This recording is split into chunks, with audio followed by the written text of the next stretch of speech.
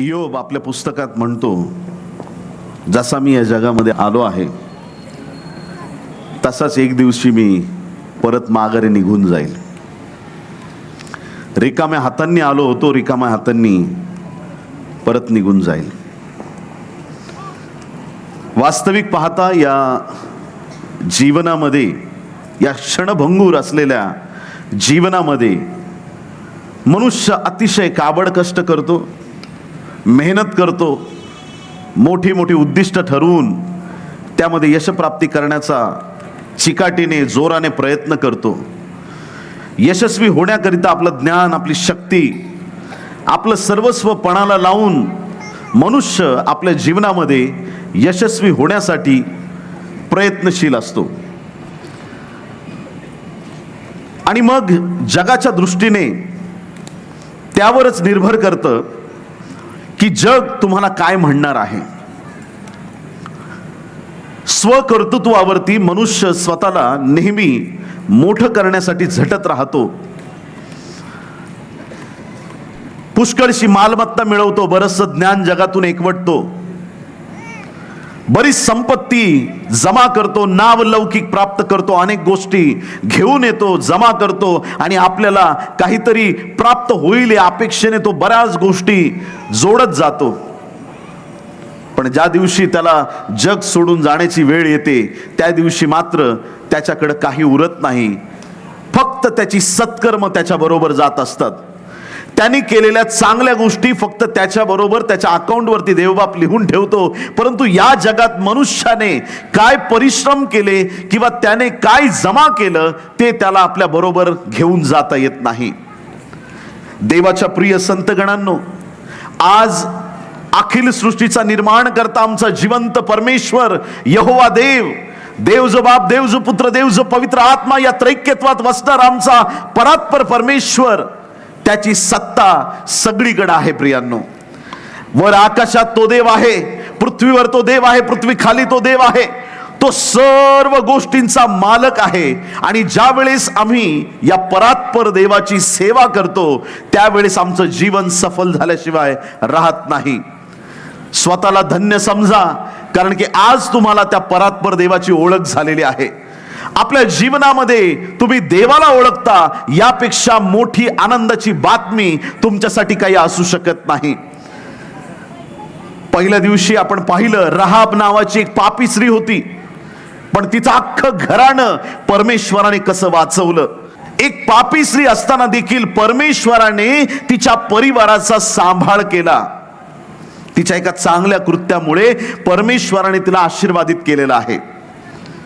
मग कालच्या दिवसात आपण पाहिलं की एक जकातदार होता, पापी माणूस होता, तरी सुद्धा तो एक धार्मिक म्हणून असा गणण्यात आला. एका पुरुषापुढे त्याची धार्मिकता शून्य असताना देखील त्याने केलेल्या नम्रतेच्या प्रार्थनेमुळे त्याला धार्मिक असं गणण्यात आलं. ती रहाब असेल, तो जकातदार असेल, पापी असताना सुद्धा देवबापाने त्यांना आशीर्वादित केलेलं आहे. आणि मग या रिपेंट जेव्हा आपण ज्या क्षणी आपण म्हणतो रिपेंट म्हणजे पश्चाताप, आणि त्यात आणखीन एक अर्थ दडलेला आहे. पेंट म्हणजे घराला आता नाताळ येईलच, सगळे कलर मारतीलच. रिपेंट करायचं आमचं घर म्हणजे परत एकदा त्याला कलर मारायचा. तसं आमचं जीवन या रिपेंट मीटिंग मधून परत एकदा नवीन परमेश्वर करत आहे. आमच्या जीवनाला परमेश्वर या सभांच्या द्वारे नवीन करत आहे. सभा तीच यशस्वी आहे प्रियांनो, ज्या सभेने आमची आध्यात्मिक उन्नती केली. किती लोक आमेन म्हणणार आहेत?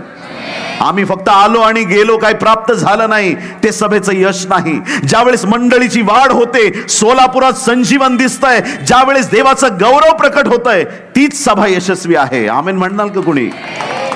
देवाच्या प्रिय लोकांनो, आज पक्की एक गोष्ट लक्षात ठेवा की ज्या देवाने आम्हाला निर्माण केलेलं आहे त्या देवाला आम्ही कधी विसरता कामा नये. आमच्या जीवनात एखादी मोठी इमारत आम्ही बांधली, एक दिवशी ती पडणार आहे. कान उघडे ठेवून ऐका, कारण की ही पृथ्वी तुम्हाला जी दिसत आहे एक दिवशी तिचा नाश ठरलेला आहे. फक्त देवाचं वचन कायमस्वरूपी राहणार आहे. ज्यांनी आपला विश्वास त्या परात्पर देवावरती टाकलेला आहे त्या लोकांचा नाश होणार नाही, त्यांना सार्वकालिक जीवन प्राप्त होणार आहे. आज तो परात्पर देव तो सेनांचा यहोवा परमेश्वर, त्याची तुम्हाला आणि मला ओळख आहे. यापेक्षा मोठा आनंद आपल्या जीवनात काय असणार आहे? योहानाचं पुस्तक, योहान शुभवर्तमान याचा पहिला अध्याय आणि यातील 1 ते 3 वचन आपण वाचणार आहोत. योहान 1 आणि त्यातील 1 ते 3 वचन. प्रारंभी शब्द होता, शब्द देवासह होता आणि शब्द देव होता.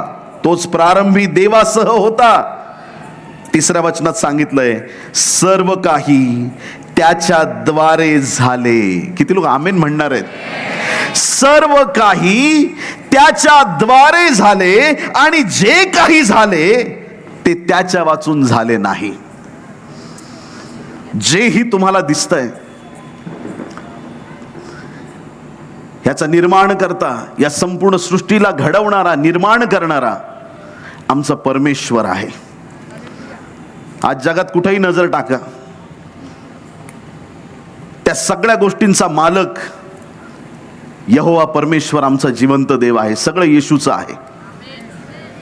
आता काही लोकांना विश्वास नाही, पण ते पटवून द्यायसाठीच तर एवढ्या लांबून आलोय मी तुमच्याकडे. सगळं आमच्या प्रभूचं आहे. सगळं जे तुमच्या नजरेस दिसेल ते. एक बिचारी गरीब बाई होती आणि देवाच्या दासाने भविष्यवाणी केली की आता दुष्काळ येणार आहे.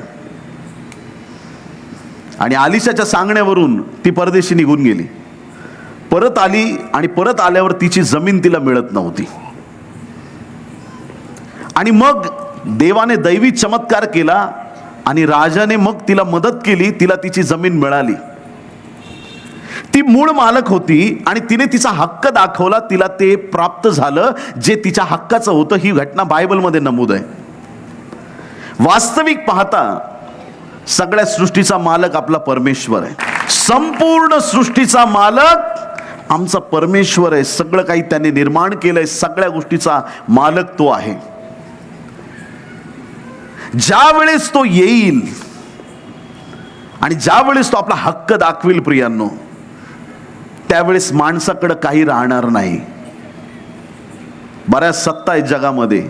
भारतात वेगळी सत्ता, इकडं तिकडं सगळ्या देशांमध्ये वेगवेगळी सत्ता आहे. पण बायबल आम्हाला सांगतं एक दिवशी अशी सत्ता येणार आहे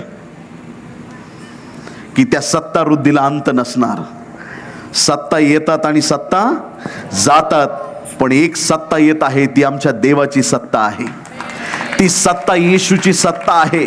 ती सत्ता राजांच्या राजांची आणि प्रभूंच्या प्रभूची सत्ता आहे.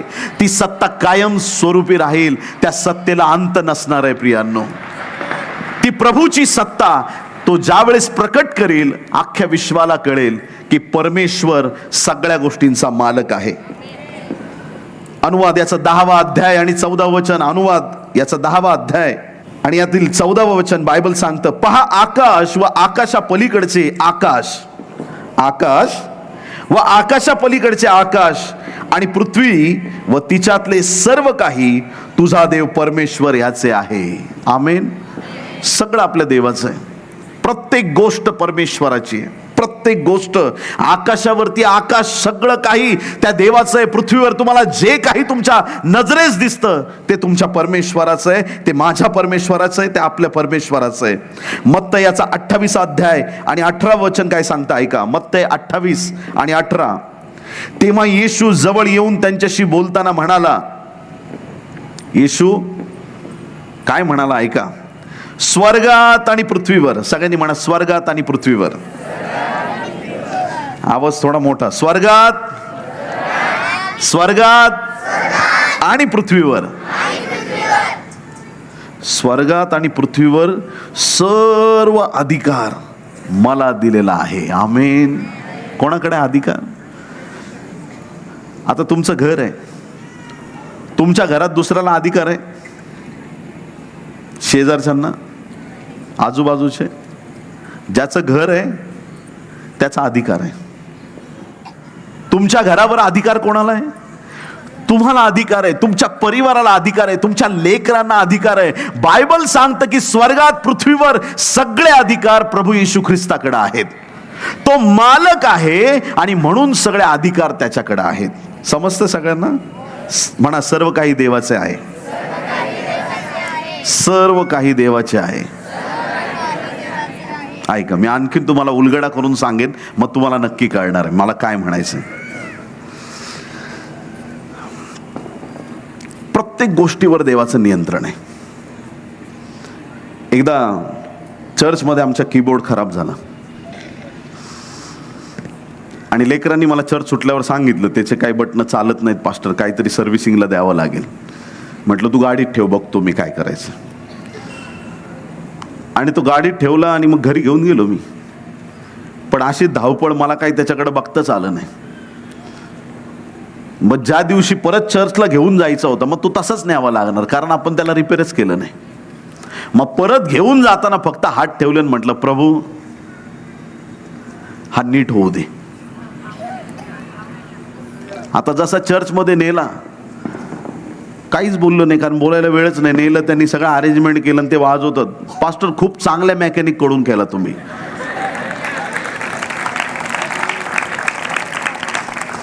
2-3 फॉल्ट होते, सगळेच्या सगळे त्यांनी काढले, एकदम परफेक्ट केला. नंबर आम्हाला पण द्या, काय असलं तर सांगतो. माझ्या देवाची ताकद सगळ्या गोष्टींवरती दाखवली जाते. प्रत्येक गोष्ट त्याच्या कंट्रोलमध्ये आहे. जर आमचा मालक, आमचा परमेश्वर जर आमच्या जीवनात आहे, तर आमची अडवणूक कुठंच होणार नाही. हालेलुया.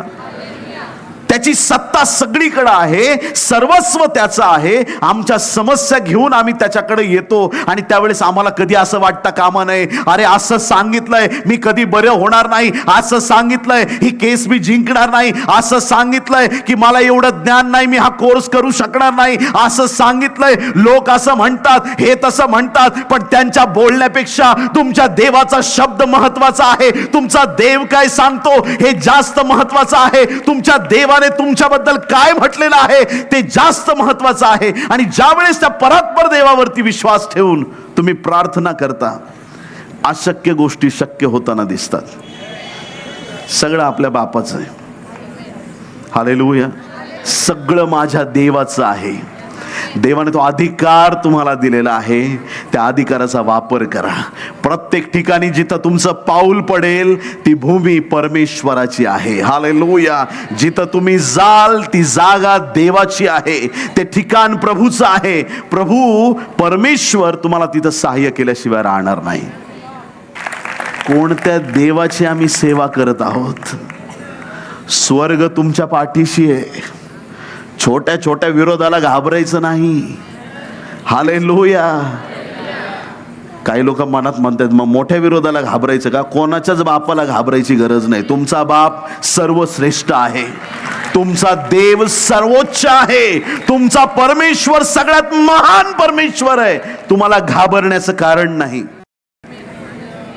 कोणी साथ देव अगर न देव, तुमचा देव तुमच्या बरोबर असणार आहे.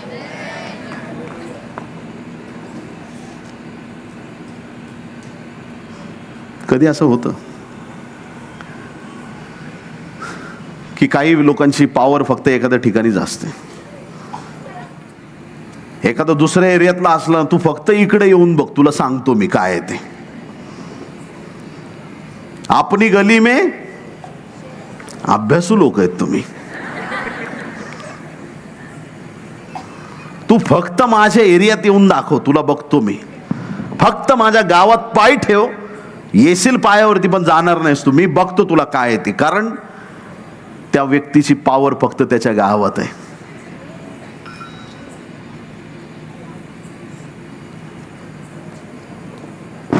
एखादा देशाचा राष्ट्राध्यक्ष असेल, जपानचा प्रेसिडेंट दुबईवर राज्य नाही करू शकत. ऐकताय तुम्ही चर्च? त्यांनी जपानच बघावं, तिकडेच बघायचं. त्याची तेवढीच फक्त त्याची कॅपॅसिटी आहे. पण माझ्या देवाबद्दल मी तुम्हाला सांगतो, कुठं पण जा, तो पॉवरफुल परमेश्वर आहे. हालेलुया. त्याचा एरिया ठरलेला नाही. तो स्वर्गात जेवढा सामर्थ्यवान आहे, तो आज रात्री या ग्राउंड वरती तेवढा सामर्थ्यवान आहे. तो जेवढा प्रतापी तिथं आहे, तो आज रात्री इथं तेवढाच प्रतापी आहे. काल जेवढा तो सामर्थ्यवान होता, आजही तेवढाच आहे, उद्याही तेवढाच असणार आहे. त्याचं सामर्थ्य कुठं कमी होत नाही. तो संपूर्ण जगाचा देव आहे. हालेलुया. सर्व काही त्या परमेश्वराचं आहे. आता सगळं आपल्या देवाचं आहे. समजलं ना सगळ्यांना? आता सैतानाची हिम्मत बघा. मत्ती 4 अध्यायात परीक्षा घेतली. येशूने उपास केले 40 दिवस 40 रात्र. परीक्षक सैतान आला आणि परीक्षा घेतली. डायरेक्ट तिसऱ्या प्रश्नावरती जाऊ आपण. Long question. ह्या तिसऱ्या प्रश्नामध्ये 8वं वचन डायरेक्ट मत्ती 4 अध्याय 8वं वचन ऐका. पुढे सैतान त्याला एका अतिशय उंच डोंगरावर नेऊन त्याला जगातील सर्व राज्ये व त्यांचे वैभव दाखवले. सैतानाने काय केलं? उंच डोंगरावरती नेलं प्रभूला आणि जगातलं सगळं वैभव दाखवलं. 9वं वचन. आणि त्याला म्हटले, सैतानाची हिम्मत बघा. कुणाला बोलतोय? येशूला. तू पाया पडून मला नमन करशील तर मी हे सर्व काही तुला देईन. जग कुणाचं आहे? आपल्या बापाचं आहे. आणि हा मधल्या मध्ये सैतान काय बोलतो? जर तू मला नमन करशील तर हे तुला जे दिसतंय सगळं, हे जगातलं वैभव जे तुला मी दाखवलंय, हे मी तुला सगळं देईल. आपला प्रभू फार निराळा आहे. म्हणा, माझा देव वेगळा आहे. आपला देव निराळा आहे प्रियांनो. येशू ख्रिस्त निराळा परमेश्वर आहे. आगळा वेगळा तो देव आहे. सामर्थ्याचा प्रभू आहे. आणि प्रभूने त्या ठिकाणी त्याला सैतानाला उत्तर दिलं 10व्या वचनात. तेव्हा येशू त्याला म्हणाला, अरे सैताना चालता हो. सगळ्यांनी म्हणा, अरे सैताना. असं एवढं लाजून, अरे सैताना चालता हो. असा हात करा माझ्यासारखा. अरे सैताना चालता हो. गेला निघून. येशूच्या नावात सामर्थ्य आहे प्रियांनो. येशूने त्याला हाकललं, अरे सैताना चालता हो. सैतानाची इच्छा आहे की प्रभूने त्याला नमन करावं, म्हणजे ते सगळं जग प्रभूला मिळेल. येशूने काय केलं? त्या सैतानाला त्याने झुकवलं आणि सगळं जग स्वतःच्या ताब्यात घेतलं. किती लोक आमेन म्हणणार आहेत? हालेलुया. सैतानाचं मस्तक ठेचणार आमचा येशू ख्रिस्त आहे प्रियांनो. सैतानाची प्रत्येक ताकद त्याने रद्द केली. सैतानाच्या योजना त्याने रद्द केल्या. सैतानाचं मस्तक त्याने ठेचलं. त्या गरजणाऱ्या सिंहाला त्याने नाश केलेला आहे. त्याचं मस्तक त्याने ठेचलेलं आहे. आणि म्हणून जादूटोना आपल्यावर चालत नाही. जे जग त्याचं आहे. सैतान परत बोलतो, मी तुला देतो, मला नमन कर. पण प्रभूने वधस्तंभावर त्याचं सामर्थ्य प्रकट केलं. सैतानाचं मस्तक त्याने ठेचलं आणि तो फक्त पृथ्वीचा नाही, स्वर्गाचा, पृथ्वीचा आणि सर्व जे काही आहे त्याचा तो राजा आहे प्रियांनो. येशू विजयी देव आहे. हालेलुया. येशू विजयी देव आहे. त्या येशू ख्रिस्ताने त्याचा अलौकिक सामर्थ्य प्रकट केलेलं आपण पाहतो. तुझा देव परमेश्वर तुझा देव, याला नमन कर व त्याचीच उपासना कर. प्रभूच्या या शब्दांनी अलौकिक सामर्थ्य प्रकट झालं. सैतान तिथून निघून गेला. ज्या ज्या वेळेस सैतान तुम्हाला झुकवण्याचा प्रयत्न करेल, ऐका, कान उघडे ठेवून ऐकताय तुम्ही? स्तुती आराधना फक्त परमेश्वराला नकोय. सैतान पण स्तुती आराधनेचा भुकेला आहे. त्याला पण वाटतं की लोकांनी त्याच्या पुढे नतमस्तक व्हावं. त्याला पण वाटतं की लोकांनी देवाला विसरावं आणि त्याच्या मागे यावं. आणि म्हणून ख्रिस्ती लोक कधीही घरी नवीन गाडी आली म्हणून त्या गाडीची कधी पूजा करून त्याच्या पाया पडत नाहीत. ख्रिस्ती लोकांना कितीही महागाचा मोबाईल मिळो, पण कधी मोबाईल पुढे डोकं आपटणार नाहीत. जर तुम्ही येशूची लेकरं आहात, जर तुम्हाला ख्रिस्त कळालेला आहे, तुमच्या देवाशिवाय ही मान कुठेही खाली जाता कामा नये. ज्या देवाने तुमचं मस्तक उंच केलंय त्या देवाशिवाय तुमची मान कुठेही झुकता कामा नये. देवाने तुम्हाला आशीर्वादित केलंय. सैतान तुम्हाला झुकवण्याचा प्रयत्न करेल. काय नाही, फक्त एकदाच पाया पड. अजूनही आपल्या बऱ्याच ख्रिस्ती लोकांमध्ये प्रथा आहे, नवीन सून आली की सासूबाईच्या पाया पड.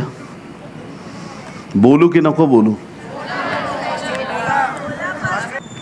नवीन सून आली की पाया पडायला लावतात. हे आपले संस्कार नाहीत बायबलचे. नमन फक्त देवाला कर. सासू सासरे देव नाहीत प्रियांनो. ती सून एकदा पाया पडेल आणि आयुष्यभर तुम्हाला पडायला लावेल. ह्या प्रथा आपल्या संपल्या पाहिजेत. जे लोक देवाला नमन करणारे आहेत, देवाची सेवा करणारे आहेत, त्यांनी देवाचीच सेवा करावी. हालेलुया. जे परमेश्वराला ओळखणारे आहेत, जे येशूच्या मागे चालणारे लोक आहेत, त्यांनी येशूच्याच मागे चालावं, ही देवाची इच्छा आहे. ही परात्पर देवाची योजना आहे. आणि म्हणून ज्या रूढी परंपरा आहेत त्याच्यातून आज रात्री आपण बाहेर येऊ आणि देवाला सांगूया की आज नंतर नमन फक्त परमेश्वराला, बाकी कुठंच नाही. हालेलुया. सैतान तुम्हाला नमन करायला लावेल, पण त्यावेळेस तुम्हाला पण येशू सारखंच म्हणायचं आहे, अरे सैताना चालतं. हालेलुया. Praise the Lord. तुमची एक धमकी त्याला कायमस्वरूपी गायब करून टाकेल. तुम्ही शोधाल पण तुम्हाला सैतान सापडणार नाही, कारण सैतानाला कळालंय याच्याकडे देवाचं सामर्थ्य आहे. तो तुमच्या वाटेला लागणार नाही, तुमच्या जवळ तो येणार नाही. ज्या गोष्टी देवाने तुम्हाला दिल्यात, आज जे काही तुमच्याकडे आहे ते सर्वस्व प्रभूच्या स्वाधीन करून मोकळे व्हा. आज जे वचन आहे म्हणजे त्याचा फ्लो असा चाललाय की मी सगळे तारे माझ्या देवाचे, सगळी जमीन माझ्या देवाची, सगळे झाडं माझ्या देवाचे, सगळे पशु पक्षी प्राणी सगळे माझ्या देवाचे. पण प्रश्न हा आहे, आपण देवाचे आहोत का? आपण आपला ताबा देवाला दिलाय का? आपण म्हणतो का की जे माझं आहे ते प्रभू मी तुझ्या हाती सुपूर्त करतो? मोशे त्याची मेंढरं सांभाळायचा, सासरवाडीत रमला होता. किती वर्ष? 40 वर्ष राजवाड्यात राहिला, 40 वर्ष सासरवाडीत राहिला, आणि 40 वर्षांनी परत येऊन मग ह्या लोकांना घेऊन गेला. मग पुढचा 40 वर्षाचा प्रवास, 120 वर्ष त्याचा आयुष्यक्रम. या 40 वर्षात सासऱ्याच्या घरी तो राहत असे, मेंढरं सांभाळत असे, त्याचं सगळं काम तो करीत असे. आणि एक दिवशी अचानक आपली मेंढरं सांभाळत असताना जळतं झुडूप त्याला दिसलं. एक समय असा आला त्याला जळतं झुडूप दिसलं. प्रियांनो, तो दिवस देवाने मोशेची भेट घेण्याचा दिवस होता. तो दिवस त्याच्या जीवनाला वळण देणारा दिवस होता. तो क्षण त्याला परिवर्तित करणारा क्षण होता. त्याच्यासाठी एक अलौकिक गोष्ट होती जी त्याने त्याच्या लाईफ टाइम मध्ये कधी पाहिली नव्हती. देवाने मोशेची भेट घेतली आणि मोशेला परमेश्वराने निवडून वेगळं केलं. 3ऱ्या अध्यायात निर्गमच्या तुम्ही पाहू शकता. मग 4थ्या अध्यायाचं दुसरं वचन काय सांगता ऐका. निर्गम 4 आणि 2. तेव्हा परमेश्वर त्याला म्हणाला, त्याला म्हणजे मोशेला, तुझ्या हातात ते काय आहे? तुझ्या हातात देवाला नाही दिसत? प्रश्न पडला पाहिजे आपल्याला. आदमा कोठे आहेस? दिसत नाही. ती पापी स्त्री, व्याभिचारी स्त्री, तिला धोंडे मारायला आलेले लोक धोंडे हातातले टाकले आणि धोंड्यासारखे निघून गेले. बाई, तुला दोष देणारे कुठे आहेत? दिसत नाही. तुमचं कन्फेशन महत्वाचं आहे. तुमच्या त्या परिस्थितीत तुम्ही काय बोलता हे महत्वाचं आहे. देव प्रश्न विचारतो, त्याला प्रतिसाद देणं गरजेचं आहे. परमेश्वर मोशेला विचारतोय, तुझ्या हातात ते काय आहे? तो म्हणाला, काठी आहे. काय आहे? काठी आहे. आता ही मोशेची काठी फार महत्वाची काठी आहे. पाळक लोकांकडे काठी असली पाहिजे नेहमी. Praise the Lord. हालेलुया. प्रभूची स्तुती असो. काठी फार महत्वाची, कारण की मंडळीला गुलाबजाम चारून चारून बरेच प्रॉब्लेम उद्भवलेले आहेत. बोले येशू मसीह की. पाळक लोकांनी थोडं स्ट्रिक्ट होण्याची गरज आहे आता या दिवसांमध्ये. आम्हाला गोड गोड संदेशाची एवढी सवय झाली आहे का एक दिवशी पाळकाने जर एखादा कडक शब्द काढला, पुढच्या रविवारी लोक चर्चला येत नाहीत. मलाच टोमणं दिलं असेल, मलाच बोलले असतील, ह्यांना समजत नाही, मलाच करणार.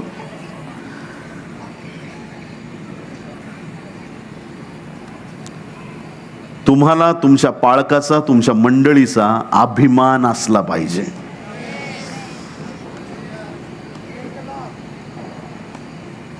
तुमच्या चर्चचा, तुमच्या मंडळीचा आणि तुमच्या पाळकाचा तुम्हाला अभिमान असला पाहिजे. ज्याला आपल्या पाळकाचा अभिमान नाही, जो पाळकाला बाप समजत नाही, तो व्यक्ती आत्मिक रीतीने अनाथ आहे. मी जे बोलतोय ते बायबलच्या वचनावर आधारित बोलतोय प्रियांनो. कोणी तुम्हाला विचारलं सोलापुरातलं सगळ्यात उत्तम चर्च कोणतं आहे, असं नाही म्हणायचं ते चर्च, ते तिकडचं चर्च. म्हणायचं माझं चर्च सगळ्यात चांगलं आहे, माझा पाळक सगळ्यात उत्तम पाळक आहे. हे सगळे देवाचे सेवक इथं बसलेले आहेत. ह्या सेवकांचा तुम्हाला आदर करता आला पाहिजे. आणि पाळकांनी पण मंडळीत हे शिक्षण दिलंच पाहिजे. सगळंच सारखं आहे. आपण असं करतो का, लेकरं घरी आल्यानंतर शेजारी इकडं 2 जेवायला, तिकडं 2 जेवायला, नवरा त्या घरी जेवायला, असं करतो आपण? आमच्या इकडं नाही करत. इथं प्रभूला धन्यवाद. आणखीन काही 2 शब्द त्याच्यात ऍड करेन मी बोलताना. काही लोकांना माहीतच नाही त्यांचं चर्च कोणतं आहे. वडील एका चर्चला, मुलगा एका चर्चला, बायको दुसऱ्या चर्चला, आणि त्यांना विचार तुमचा पास्टर कोण, चौघांचे 4 उत्तरं. आणि त्यांच्या कार्यक्रमात एकही पास्टर येत नाही. काय नाही, आले असतील तिकडचे पास्टर. आम्हाला स्थिरता पाहिजे. मोशेच्या हातामध्ये काठी आहे. काठी कोणाची आहे? मोशेची काठी आहे. मोशेची काठी आहे. काही लोक पूर्ण त्या संदेशात फक्त अरोनाची काठी, अरोनाची काठी, अरोनाची काठी असं नाही प्रियांनो. बायबलमध्ये मोशेची काठी जी आहे तिचा वापर 8 वेळा झालेला आहे आणि अहरोनाच्या काठीचा 6 वेळा उपयोग झालेला आहे. की फक्त अहरोनाची काठी. बरं, मी म्हणतो की ज्या वेळेस मोशेला जळतं झुडूप दिसलं तिथं अहरोन होता का? होता? नव्हता. मग तिथं अहरोनाची काठी कशी येईल? तिथं मोशेचीच काठी होती की नाही? मग ह्या गोष्टी सिंपल आहेत समजायला, पण काही लोक कॉम्प्लिकेट करतायत त्याला. मग आज एक गोष्ट महत्वाची की आज त्या मोशेच्या हातामध्ये त्याची काठी आहे. याच काठीचा देवाला सामर्थ्याने पुढे उपयोग करायचा आहे. म्हणून देव त्याला विचारतो तुझ्या हातामध्ये काय आहे? तो म्हणतो माझ्या हातात काठी आहे. आता इथून पुढे त्या काठीचा देवाला वापर करायचा आहे. बायबल पुढे काय सांगतं? त्याच 4थ्या अध्यायाच्या 20व्या वचनात, दुसऱ्या वचनात सांगितलं त्याने काठी आहे. 20व्या वचनात काय सांगतं बायबल ऐका. मग मोशे आपली बायको व मुलगे यांना गाढवावर बसून मिस्र देशास परत जायला निघाला. तो देवाची काठी आपल्या हातात घेऊन चालला. किती लोक आमेन म्हणणार आहेत? हालेलुया. दुसऱ्या वचनात 4थ्या अध्यायाच्या ही काठी मोशेची आहे. 20व्या वचनात तीच काठी देवाची काठी झालेली आहे. हालेलुया. आज जे तुमचं आहे ते देवासाठी वापरा. प्रभू म्हणतो की आज नंतर त्यावर मी माझा अधिकार, माझं सामर्थ्य प्रकट करणार आहे. हालेलुया. घर तुमचं नाही, आजपासून तुमच्या देवाचं आहे. जोपर्यंत तुम्ही म्हणणार माझं माझं माझं, तोपर्यंत तुम्हाला बरकत नाही दिसणार. तुम्ही म्हणणार घरच येशूच आहे. तुला रिकामे डबे ठेवायचे तर ठेव, तुझं घर आहे, मला काय करायचं? ज्यावेळेस खरंच तुमचा भार तुम्ही त्याच्यावरती टाकता, ज्यावेळेस खरंच सगळ्या गोष्टी तुम्ही त्याच्यावर निर्भर करून टाकता की हे तुझं आहे, तो परमेश्वर तुम्हाला अशी साथ देतो, तुम्हाला शॉक करून टाकेल. तो आश्चर्याचे धक्के तुम्हाला बसतील. हे प्रभू, हे कसं झालं, कसं शक्य आहे? तो म्हणाल हाच माझ्या सामर्थ्याचा हात आहे जो तुझ्या जीवनावरती आहे. तो तुम्हाला आश्चर्यचकित करून टाकील. जी काठी मोशेची होती, आज ती काठी माझ्या देवाची काठी आहे. मग का नाही तांबडा समुद्र दुभागणार? का नाही त्या काठीच्या द्वारे अद्भुत काम होणार? का नाही खडकातून पाणी येणार? काठी तर आता देवाची झालेली आहे. हालेलुया. तुमच्या हाती काय? तुमच्या हाती काय? चांगलं गिटार वाजवतो आणि नंतर दारू पिऊन गटारमध्ये पडतो, मग काय फायदा नाही ना. हालेलुया. जर तू चांगलं वाजवतो तर चांगल्या देवासाठी वाजवायला सुरुवात कर, तुझं जीवन आशीर्वादित होणार आहे. काय तुमच्याकडं? त्याने सर्वस्व तुमच्यासाठी आणि माझ्यासाठी दिलंय. त्याचं सर्वस्व त्याने तुमच्या आणि माझ्यासाठी दिलंय. एकदा प्रभूने मला विचारलं, विकास तुला स्वर्गात काय यायचंय? तुमची माहित नाही तुमची फ्रेंडशिप कोणाबरोबर कशी असते, पण अशी मैत्री माझी देवाबरोबर आहे. आम्ही असं बोलतो. प्रभू मला विचारतो तुला स्वर्गात काय यायचं? मी त्याला उत्तर देतो पवित्र आत्म्याला विचारून. काय उत्तर देऊ? मी प्रभूला म्हटलं, स्वर्गात सोन्याचे रस्ते आहेत म्हणून मला स्वर्ग नकोय. ते 24 वडील आहेत ना तिकडे म्हणून मला नकोय तो स्वर्ग. त्या 12 वेशी आहेत म्हणून स्वर्ग नकोय. अंगभर डोळे असलेले ते 4 प्राणी स्वर्गात आहेत म्हणून मला तो स्वर्ग नकोय. ती जीवनी नदी आहे, ते जीवनी झाड आहे, त्यामुळं मला स्वर्ग नकोय. स्वर्गात मला यायचंय कारण माझा देव तिथं राहतो म्हणून स्वर्ग माझ्यासाठी आहे. माझा देव नाही तर मला स्वर्गाचं पण घेणं नाही. ऐकताय तुम्ही चर्च? देवाशिवाय स्वर्ग शून्यवत आहे. ऐकायला जड आहे. कधी विचार नसेल केला तर आज कान भनभनतील, काय बोलून गेले. पण हेच सत्य आहे. जर स्वर्गात देव नसेल तर त्या स्वर्गाला जशी किंमत नाही, तसं या जीवनात जर देव नसेल तर या जीवनाला किंमत नाही. आमच्या जीवनात आम्ही प्रभूचा स्वीकार करावा. सर्वस्व त्या परमेश्वराचं आहे आणि त्याची नजर तुमच्याकडे लागली आहे. का लागली आहे? एकच कारण आहे. तो म्हणतो तुम्ही देवाचे मंदिर आहात. त्याच्या आत्म्याचे, पवित्र आत्म्याचे तुम्ही मंदिर आहात. आणि जर देवाच्या आत्म्याचे तुम्ही मंदिर आहात तर तो आत्मा आमच्यामध्ये वास केला पाहिजे. तो आत्मा आमच्यात राहिला पाहिजे. फार महत्वाची गोष्ट आहे. त्या पवित्र आत्म्याला आम्ही कधीही बेगर करता कामा नये. देवाला सगळं जग, सगळ्या गोष्टींवरती कंट्रोल आहे, सगळं त्याच्या हाती आहे. पण मनुष्य मात्र देवाच्या स्वाधीन व्हायला तयार नाहीये. कधी तळ्यात, कधी मळ्यात, कधी इकडं, कधी तिकडं, कधी प्रार्थनेत, कधी प्रार्थनेच्या बाहेर. हे ब्रदर खूप प्रार्थनेत होते, त्यांची सेवा खूप वाढली, आत्म्यात पडले, मग परत उठले, मग परत गटांगळ्या खाल्ल्या, परत पुढे चालले. हे जीवन नकोय. आणि हे पडणारे लोक पण फार धाडसाने सांगतात, धार्मिक 7 वेळा पडला तरी तो परत उठेल. अरे तुला काय पडण्यासाठी देवाने निवडलंय का?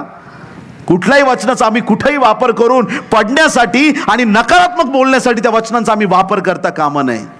आमच्या देवाने आम्हाला निवडलंय चालण्यासाठी, पुढं धावण्यासाठी, त्याचं गौरव करण्यासाठी. पापात पडण्यासाठी देवाने आम्हाला निवडलं नाही. त्याची कृपा आहे ना आपल्या जीवनावरती. आम्हाला एक खरं धार्मिकतेचं जीवन जगायचंय. मोशेने जशी ती काठी देवाच्या स्वाधीन केली, त्या काठीच्या द्वारे अद्भुत गौरव झालं. आज रात्री काय आहे तुमच्याकडे? त्या पेत्राकडे रिकामा मचवा होता. त्या मचव्यात बसून प्रभूने लोकांना वचन सांगितलं. प्रभूला संदेश देण्यासाठी त्या मचव्याचा वापर झाला. काही वेळात तो मचवा तुडुंब भरून गेला. प्रियांनो, रिकामं जाळं प्रभूच्या सांगण्यावरून त्या पेत्राने टाकलं. जाळं पूर्ण भरून गेलं. प्रियांनो, मासेच मासे, विचारांच्या पलीकडे चमत्कार. जी कुप्पी संपणार होती तेलाची, ती देवाच्या स्वाधीन केल्यानंतर ती कुप्पी रिकामी होतच नव्हती. ती ओतत राहिली, ओतत राहिली. तिसरी, सगळे भांडे तुडुंब भरले. जे तुमच्याकडे थोडं फार शिल्लक आहे ते प्रभूच्या हाती द्यायला विसरू नका. 5 भाकरी आणि 2 मासे तुमच्या हातात राहिले तर फक्त तुमची भूक भागेल. माझी गॅरंटी आहे तुमची भागेल. पण बाकीचे सगळे रिकामे राहतील.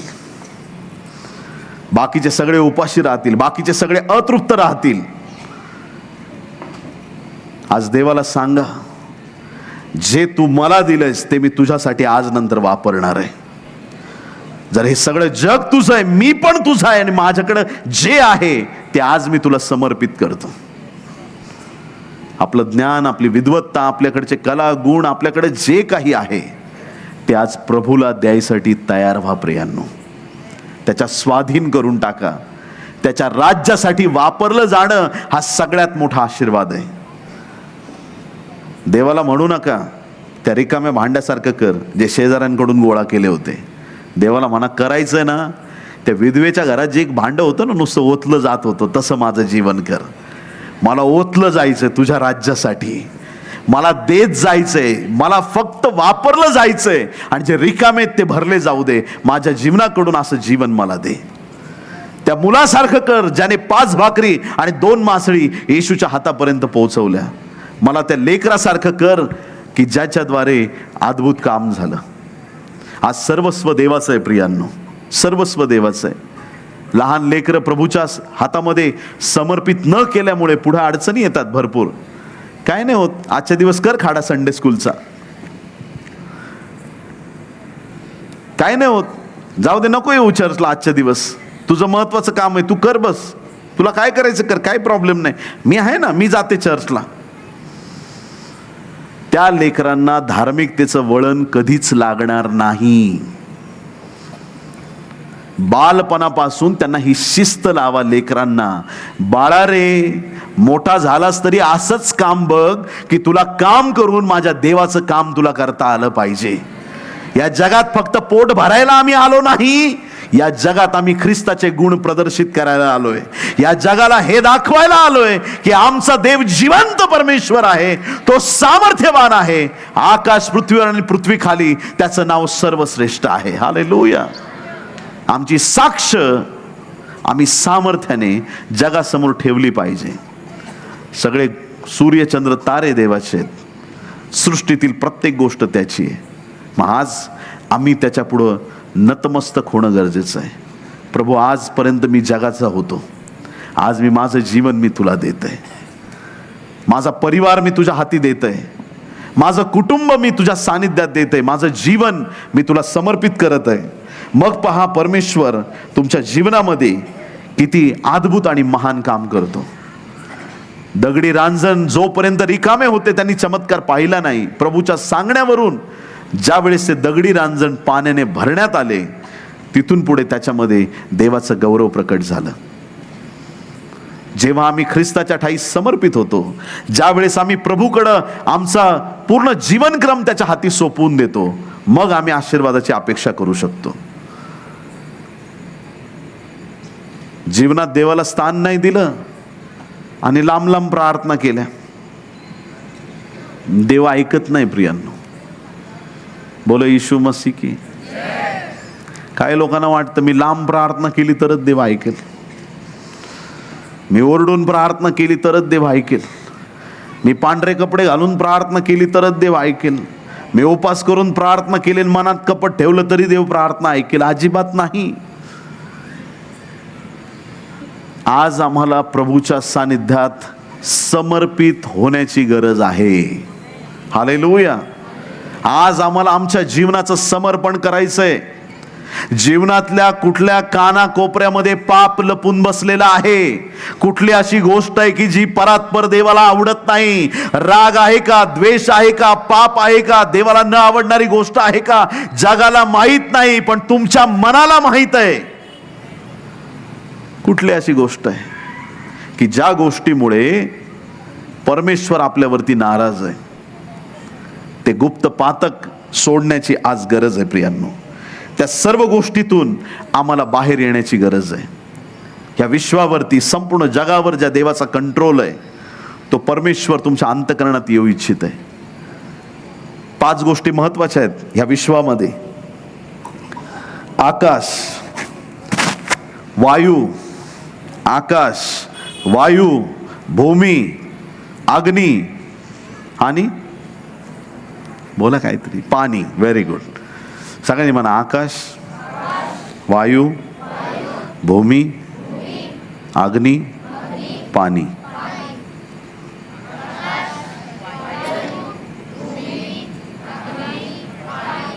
येशूचा जन्म झाला, आकाशात तारा चमकला, आकाशावर सत्ता. वायू, वादळ, येशूने वादळ थांबवलं, त्याच्यावर पण त्याची सत्ता. भूमी म्हणजे माती, त्या अंध व्यक्तीला थुंकून चिखल करून त्याच्या डोळ्याला लावला, परमेश्वराने जसं मातीपासून माणसाला घडवलं, तसे त्या अंध व्यक्तीला प्रभूने नवीन बुबुळं तयार करून त्याला दृष्टी दिली. देवच करू शकतो, त्याची सत्ता भूमीवरती. पाण्यावर तो चालला, त्याची सत्ता तिथं पण आहे. आणि अग्नी, काय बोलावं त्याच्याबद्दल. मी तुमचा बाप्तिस्मा पाण्याने पश्चातापासाठी करतो खरा, पण जो माझ्या मागून येत आहे तो तुमचा बाप्तिस्मा पवित्र आत्म्याने आणि अग्नीने करणार आहे. तिथं पण त्याचं सामर्थ्य आहे. किती लोक आमेन म्हणतील. 5 गोष्टी महत्वाच्या मानल्या जातात वैज्ञानिक दृष्टिकोनातून, आणि त्या 5ही गोष्टीवरती येशू ख्रिस्ताने सामर्थ्य प्रकट केलेलं आहे. संपूर्ण विश्वावर त्याचं सामर्थ्य आहे प्रियांनो, संपूर्ण जगावर त्याचं सामर्थ्य आहे. ज्यावेळेस पुन्हा एक वार प्रभू येशू ख्रिस्त येईल, तो समय असा असणार आहे प्रियांनो, आकाशामध्ये चिन्ह दिसतील. असा तो समय असणार आहे की त्या समयामध्ये सूर्य अंधकारमय आणि चंद्र रक्तमय होणार आहे. आकाशातूनच मेघारूढ होऊन येशू ख्रिस्त येणार आहे. ज्या वेळेस प्रभू येईल, आपल्या मुखश्वासाने त्या ख्रिस्त विरोधकाला मारणार आहे. वायूचं सामर्थ्य परत एकदा दाखवणार, आकाशाचं सामर्थ्य परत एकदा दाखवणार, भूमीवरचं सामर्थ्य असं तो प्रकट करील की त्या काळात असे भूकंप येतील जे कधीच झाले नव्हते. एकही बेट आपल्या जागेवरती राहणार नाही. जेवढेही तुम्ही बेट बघताय जगामध्ये, ती सगळी बेट इकडच्या तिकडे जातील, अख्खी भूमी हादरून जाईल. कधी पाहिले नव्हते असे भूकंप त्या दिवसांमध्ये येत आहेत. ज्यावेळेस शेवटच्या वाट्या ओतल्या जातील, त्या 7 वाट्या ओतत असताना ज्यावेळेस 4थी वाटी सूर्यावरती ओतली जाईल, सूर्य अशी तीव्र किरण सोडणार आहे, जगातल्या सगळ्या लोकांना स्किनचा कॅन्सर होईल. त्या दिवशी लोक ओरडतील, रडतील, विलाप करतील, शोक करतील, पण त्या प्रसंगामध्ये त्यांना मृत्यू येणार नाही. त्यांचे हाल केले जातील. आणि त्या दिवसांमध्ये देवाच्या प्रिय लोकांनो, लोक इतके ओरडतील आणि रडतील की त्यांचा आक्रोश गगनापर्यंत जाऊन पोहोचणार आहे. प्रभूचं सामर्थ्य, देवाच्या प्रिय लोकांनो, अग्नीद्वारे या शेवटच्या काळात भरपूर मोठा नाश केला जाणार आहे. त्याच प्रकारे पाणी, ज्या वेळेस दुसरी वाटी पाण्यावरती ओतली जाईल, समुद्रात ओतली जाईल, सगळ्या पाण्याचं रक्त होऊन जाईल आणि एकही जलचर जिवंत राहणार नाही. आज देवाच्या प्रिय लोकांनो, आम्ही नव्या करारातल्या या 4 शुभवर्तमानामध्ये येशूचं सामर्थ्य पाहतो. आणि ते सामर्थ्य पाहून जे विश्वास ठेवणार नाहीत, त्यांना नकारात्मक रीतीनं ते सामर्थ्य पाहायला मिळणार आहे. या जगाचा शेवट जवळ आलेला आहे. प्रभू येशू ख्रिस्त येत आहे प्रियांनो. आज प्रभू तुम्हाला आणि मला प्रश्न विचारत आहे, काय तुम्ही आपल्या जीवनावरती प्रभूला पूर्ण अधिकार दिलेला आहे? आजची ही वेळ आहे प्रियांनो. माझा विश्वास आहे आज रात्री खूप लोक आपलं जीवन प्रभूला देणार आहेत. किती लोक आमीन म्हणतील? हालेलुया. कुठली ती गोष्ट आहे जी प्रभूला आवडत नाही, कुठलं ते पाप आहे जे प्रभूला आवडत नाही, त्या पापापासून, त्या वाईटापासून आम्हाला पश्चातापी अंतःकरणाने आज प्रभूकडे येण्याची गरज आहे.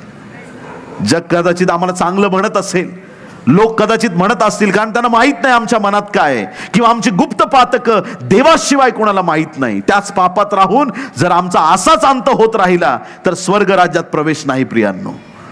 आज हे परखड आणि सत्य देवाचं वचन आहे. संपूर्ण सृष्टी त्याची आहे, पण त्याचे लोक त्याचे झालेत का? तो म्हणतो मी पुन्हा येईल, त्यावेळेस मला पृथ्वीवरती विश्वास आढळेल का? त्यांनी प्रश्न उपस्थित केलाय. हा प्रश्न साधारण नाही. प्रभूजी म्हणणाऱ्या प्रत्येकाचा प्रवेश स्वर्गाच्या राज्यात होणार नाही. आज आम्हाला जागृत होण्याची गरज आहे. आज आमचं जीवन देवाला समर्पित करण्याची गरज आहे. आज ही देवाची अलौकिक योजना आम्हाला समजली पाहिजे की देवा आपला एकुलता एक पुत्र दिला, आपलं सर्वस्व आमच्यासाठी दिलं, मग आम्ही आमचं जीवन का राखून ठेवलंय? आज आम्ही तुला समर्पित होत आहोत.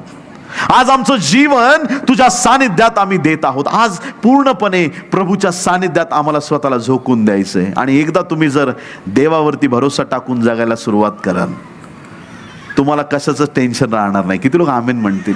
हालेलुया. प्रत्येक गोष्टीत तो तुमची काळजी घेईल. जे तुम्ही म्हणाल त्या प्रत्येक गोष्टीत परमेश्वर तुम्हाला सांभाळणार आहे. तुमचे सगळे टेन्शन्स तो स्वतःवरती घेईल. किती लोक आमेन म्हणणार आहेत? हालेलुया. ज्या गोष्टींनी तुम्ही हताश झालेले आहात, ज्या गोष्टी तुम्हाला लढून लढून थकून गेलात की देवा मी कुठपर्यंत लढणार आहे या गोष्टींशी, कुठपर्यंत हे करावं लागणार आहे, प्रभू तुम्हाला असा आशीर्वाद देईन की तो स्वतः तुमच्यासाठी लढणार आहे. हालेलुया. ज्यावेळेस तुमचा देव तुमच्यासाठी लढेल त्यावेळेस तुमच्यासाठी अद्भुत आणि महान गोष्टी होतील. त्यावेळेस तुमच्यासाठी अद्भुत देवाचं काम होणार आहे. आपली चिंता, आपला भार त्याच्यावरती टाका, सर्वस्व त्याच्या हाती सोपून मोकळे व्हा. परमेश्वर तुम्हाला आशीर्वादित केल्याशिवाय राहणार नाही. हालेलुया. तुमचं जीवन आज नंतर एक वेगळ्या रीतीनं परमेश्वर आशीर्वादित करणार आहे. जे आशीर्वाद तुम्ही कधी पाहिले नव्हते ते तुमच्या जीवनाकडे येत आहेत. हालेलुया. कारण की जे अडखळण होतं ते आज रात्री प्रभू काढून टाकणार आहे. बोलो येशू मसीह की. हालेलुया. बोलो येशू मसीह की. घर तुमचं तुम्ही सांभाळताय म्हणून अडचण आहे. ज्या दिवशी ते देव सांभाळायला सुरुवात करील तुम्हाला टेन्शनच नाही. बरं, तुमच्या घरात लहान बाळ आहे, 4-5 वर्षाचा मुलगा आहे. तो मुलगा कधी असा टेन्शनमध्ये बसतो का डोक्याला हात लावून, काय आता लाईट बिल भरायचं आहे ह्या महिन्याचा, या पप्पांचा पगार कधी होतो माहीत नाही बाबा, आता काय करू. त्याला काय घेणं आहे, भरा नाही तर तिकडे जाळ करा त्या लाईट बिलचं, मला काय करायचंय. ते लहान लेकरं रडत बसतात का कधी, आता किराणा भरला नाही, आता ह्या महिन्याचं रेंट दिलं नाही, हे हप्ता थकलाय, हे ते. लहान मुलं डोक्याला हात लावून बसतात का. प्रभू म्हणून म्हणतो, बालकासारखं झाल्या वाचून स्वर्गाच्या राज्यात प्रवेश नाही. आमची सगळी चिंता, अरे तुझं ते असं असं झालंय, लोक येऊन सांगतील, फरक पडत नाही. माझा देव आहे ना, माझा बाप आहे, माझं जीवन मी त्याला सोपवलंय, त्याचं नाव घेऊन मी पाऊल टाकलंय. माझा देव मला कधी अपयशी करणार नाही. माझा देव मला कधी पडू देणार नाही. माझा देव मला कधी हरू देणार नाही. माझी काळजी वाहणारा तो आहे. चमत्कारिक रीतीनं तुमचे आशीर्वाद मोकळे केले जातील. हालेलुया. प्रत्येक गोष्ट त्याच्या हाती, त्याच्या स्वाधीन करून टाका. प्रत्येक गोष्ट त्याला देऊन टाका. तो तुमच्यासाठी काम करणार, अद्भुत काम करणार. हालेलुया. एक बाळाची कशी काळजी घेतो ना आपण, एक बाळाची सगळं त्याला एकदम आपण अप टू डेट ठेवतो, असं आपला देव आपली काळजी घेतो. प्रिया,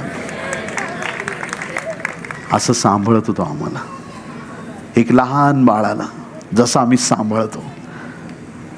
तू आपला भार परमेश्वरावर टाकतो, तुझा पाठिंबा होईल. नीतिमानाला तो ढळू देत नाही. प्रियांनो, आता हे वचन म्हणजे ऍक्च्युली सगळ्यांना पटतं, कळतं, पण जास्त कोणाला कळेल माहिती का, ज्या आई बापाच्या घरी ना एखादं पांगळं लेकरू आहे, अपंग लेकरू असतं एखादं, त्याला लाळ पुसता येत नाही, शिसू, त्याला काही स्वतःचं काहीच करता येत नाही, त्याला काहीच समजतच नसतं. त्या आई बापांना जास्त कळेल मी काय बोलतोय. त्या लेकराला जसं ना ते आई बाप इतर सगळे, हे तुम्हाला समजतंय स्वतःचं घर, चल बाजूला हो, चल त्याला मला सांभाळू दे. ते आई बाप अख्खं जीवन उघडून टाकतात त्या लेकरासाठी. काय पाहिजे तुला, तुला काय नकोय, त्याला त्रास होईल तसं नको, त्याला हे खाल्लं तर तसं होतं, त्याला असं होतं, त्याला तसं, प्रत्येक गोष्टीत त्याचा विचार. तसा आमचा देव आमचा विचार करतो, आमची अशी काळजी घेतो, आमचा असा भार वाहतो. आमचा स्वतःचा भार आम्हाला वाहता येत नाही, तो आमचा भार वाहणारा देव आहे. कर्जाचं ओझं झालंय, आज रात्री फक्त एवढंच म्हणा, ओझं माझं नाही प्रभू, तुझं आहे. तुझ्या क्रूसावर टाकतो मी मोकळा होतो. माझा चॅलेंज आहे तुम्हाला, देवाचा अभिषिक्त दास म्हणून सांगतो, तुमचं कर्ज असं निघून जाईल आणि देव तुम्हाला घेणारं नाही, देणारं बनवणार.